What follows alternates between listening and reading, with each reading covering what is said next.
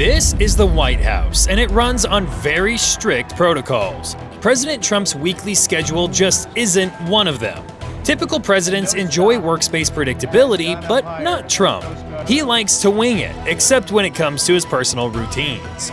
That's when it's time for him to make protocols strict again.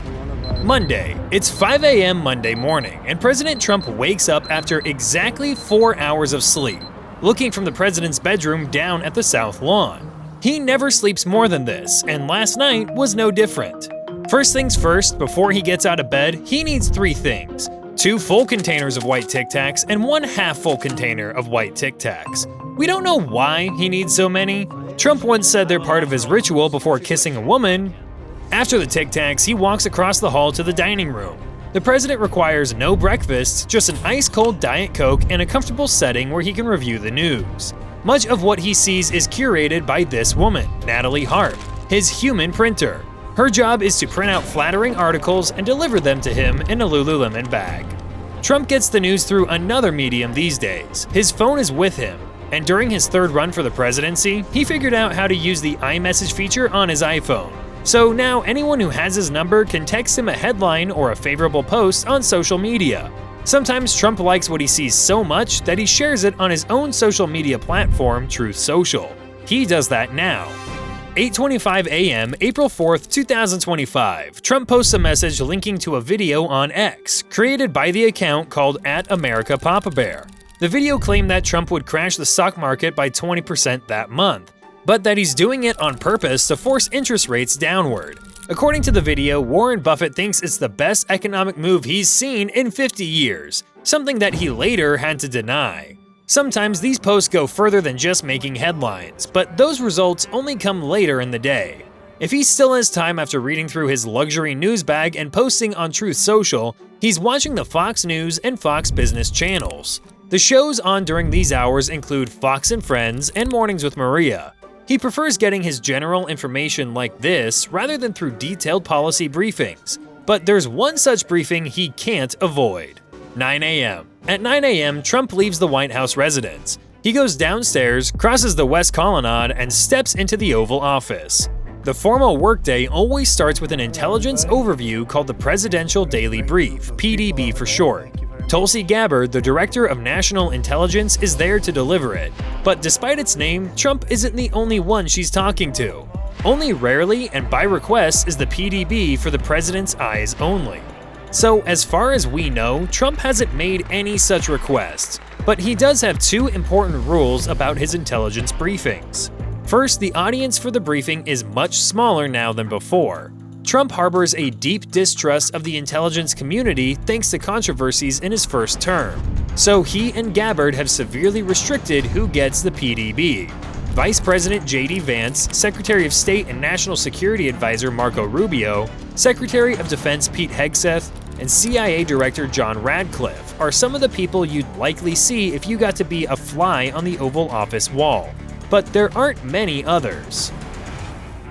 The second rule hasn't changed from his first term. Trump prefers oral briefings rather than reading the full document. He wants to see the big picture, with nuggets of intelligence that stand out.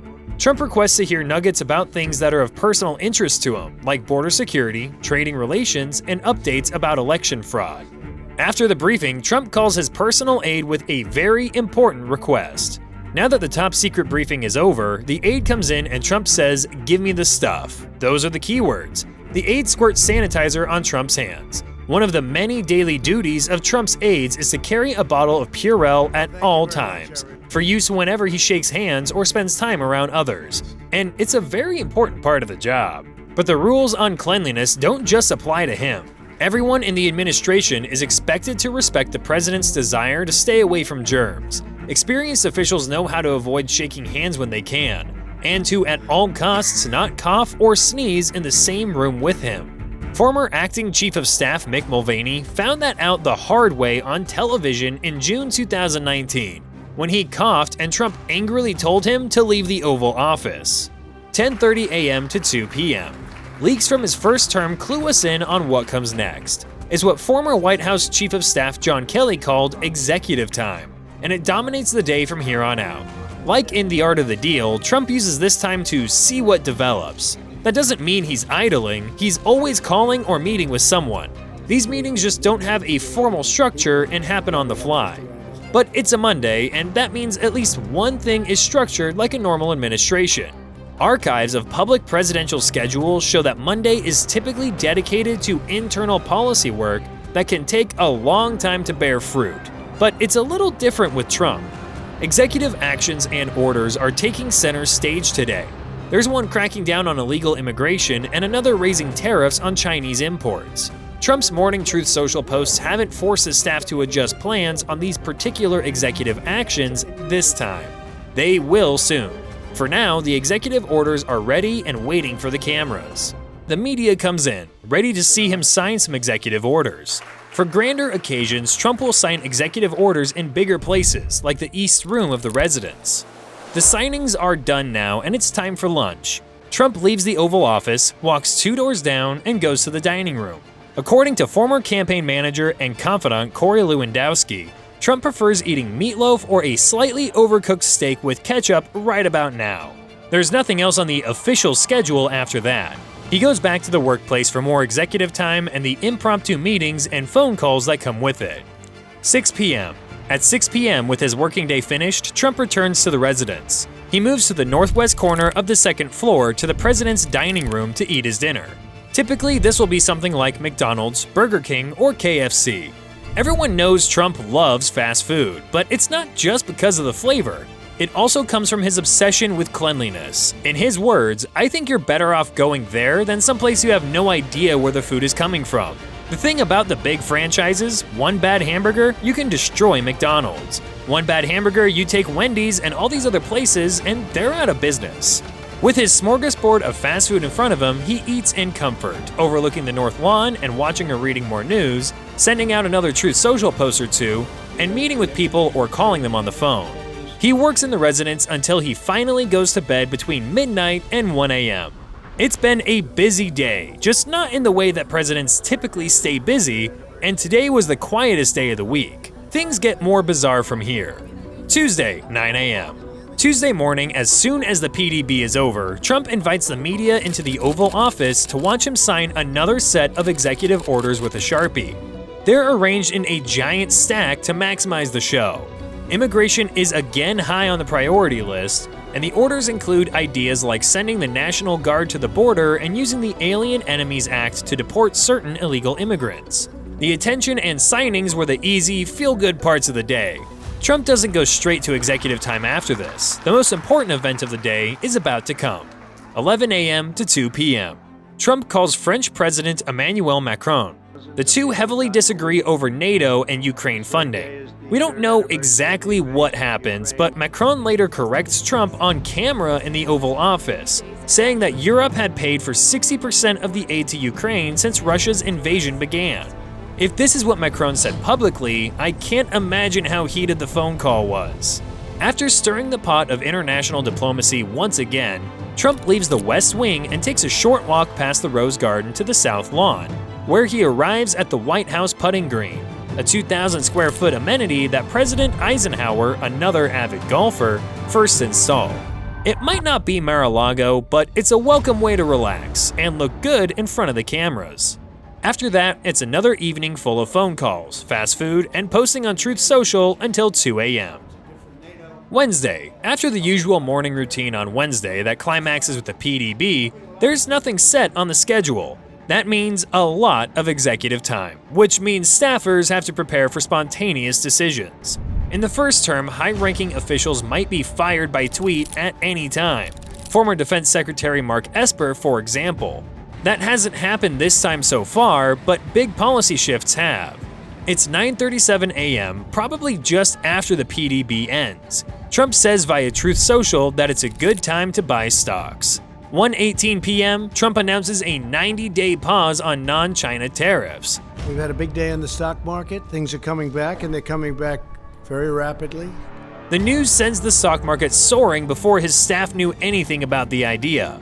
They now have to scramble to implement the policy. The main event for the day, Trump spends the rest of the working day in executive time and returns to the residence.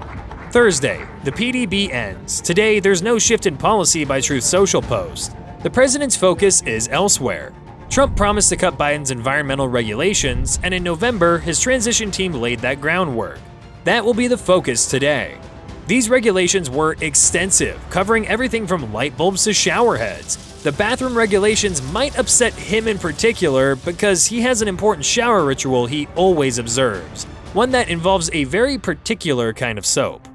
Trump repeals the regulations, spends the rest of the workday in executive time, and goes back across the West Colonnade to the residence to wash up for dinner, where his favorite soap will be waiting in every bathroom.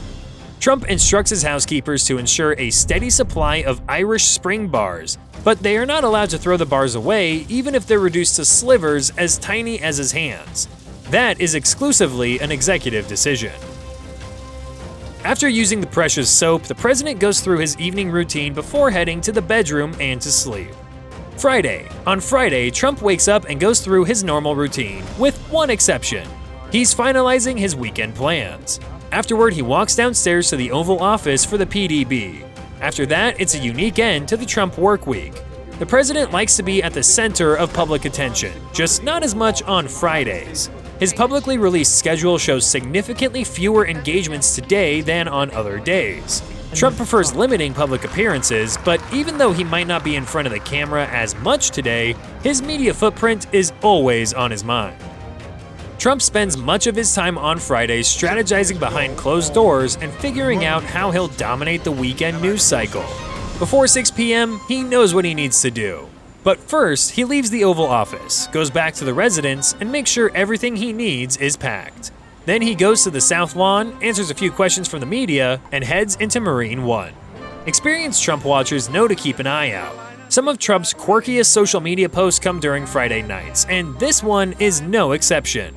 Tonight, he posts an AI-generated image of himself as the Pope, and claims that gas prices have fallen to $1.98 a gallon.